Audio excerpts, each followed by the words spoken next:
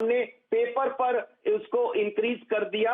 Okay, truck वहां से let's say all India institute कि मोदी नगर के प्लांट से ऑल इंडिया इंस्टीट्यूट के लिए ट्रक चल दी, ये ट्रक का नंबर है, कोई उनका सबऑर्डिनेट बैठा उसको ट्रैक कर रहा है और वो ट्रक जब एम्स में रिपोर्ट कर दी तो उनको बोला गया ओके, मिशन अचीव। हर हॉस्पिटल को एक एक अफसर की जिम्मेदारी दे करके वो अफसर एक सेंट्रल कंट्रोल रूम में बैठे और वहां कोई सोएगा नहीं जब तक एक एक हॉस्पिटल के अंदर ऑक्सीजन ना पहुंच जाए। अनीश जी, हजारों लोगों की जिंदगी का सवाल है। इन बड़े बड़े अस्पतालों में सैकड़ों मरीज इस समय ऑक्सीजन पे हैं। उसमें जो महाराष्ट्र में एक छोटे से हॉस्पिटल में 22 लोगों का हुआ थोड़ी देर ऑक्सीजन बंद होने पर। अगर दिल्ली के बड़े बड़े हॉस्पिटल्स में ऐसा हो गया तो आप कल्पना नहीं कर सकते हैं कि कितने भयानक परिणाम होंगे। डॉक्टर्स एक तरफ तो थके हुए हैं इलाज कर करके, एडमिनिस्ट्रेटर्स को इतना टेंशन है, उन्हें ये नहीं पता कि अगर ऑक्सीजन बंद हो गई तो अस्पताल में क्या होगा, किसकी जिम्मेदारी होगी, कैसे उसको हल करेंगे। आप सोचिए डॉक्टर्स के ऊपर कितनी बड़ी विपदा इस समय है।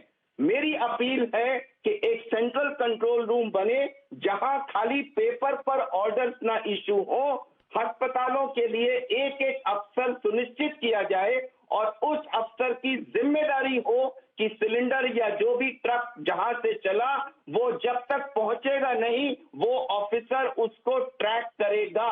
हर मेजर हॉस्पिटल के लिए एक ऑफिसर रिस्पॉन्सिबल होना चाहिए जो एक सेंट्रल ऑफिसर को रिपोर्ट करेगा कि ओके, दिल्ली के 150 हॉस्पिटल 150 लोग मॉनिटर कर रहे हैं और हर जगह ऑक्सीजन पहुंच रही है। ठीक है गौरव भाटिया नहीं है जी ये जी हो सकता है जी। डॉक्टर अरविंद कुमार ने कुछ सजेशंस दिए हैं Gaurav Bhatia, I think they are all fruitful suggestions.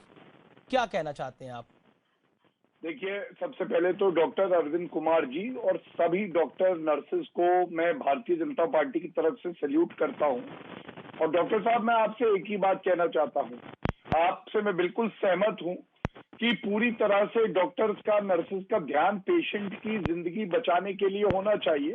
Oxygen supply हमारी जिम्मेदारी है और जब मैं हमारी कहता हूं तो केंद्र और प्रदेश दोनों की कहता हूं, हम सुनिश्चित करेंगे। ये मैं बड़ी बात आपके चैनल पे कह रहा हूं, लेकिन कुछ तथ्यों को भी सही करना बहुत जरूरी है। ये कहा गया कि गृह मंत्री ने कहा है कि दिल्ली ऑक्सीजन नहीं पहुंचेगा हरियाणा से।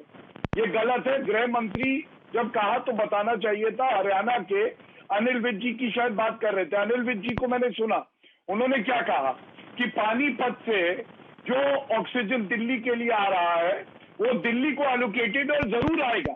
दूसरी बात उन्होंने कहा उसका कुछ हिस्सा हरियाणा के लिए है और हरियाणा के जो नागरिक हैं उनकी जान भी बहुत कीमती है, वहां भी आना चाहिए, ये उन्होंने कहा।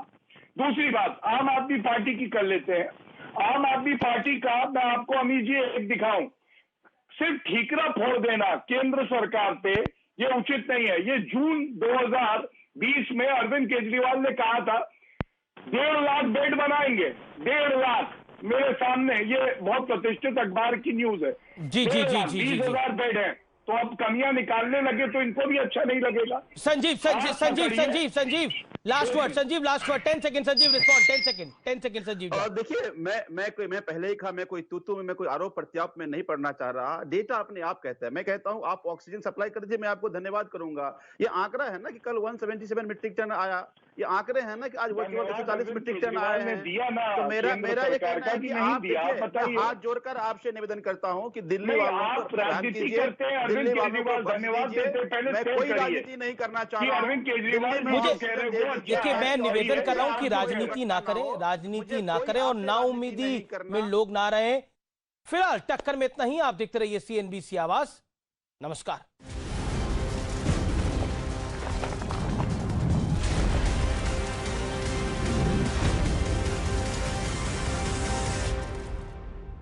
किचन और वार्डरोब के लिए